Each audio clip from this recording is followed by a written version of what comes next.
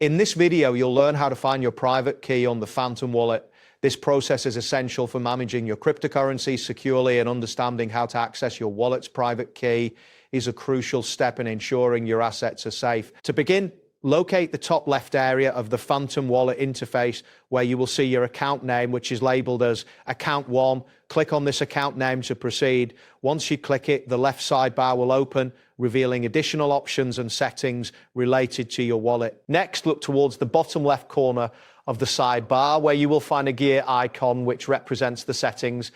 Click on this gear icon. After clicking, you should see a new menu appear that provides various options for managing your wallet. After that, select the option labeled Manage Accounts from the menu that appears.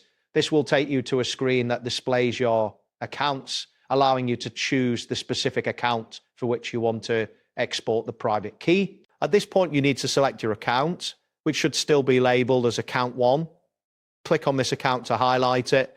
This action will prepare you to access the private key associated with this particular. Once you have selected your account, find and click on the button labeled Export Private Key.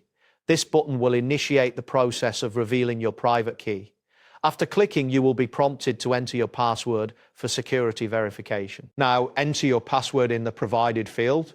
Once you have entered your password correctly, your private key will be displayed on the screen. Make sure to store this key securely, as it is essential for accessing your wallet and managing your cryptocurrency. If you do not see the option to export private key after clicking on Manage Accounts, please take note of the options that appear on your screen. Providing this information will allow me to guide you more accurately based on your specific interface. That wraps up today's guide. Thanks for watching, and catch you in the next tutorial.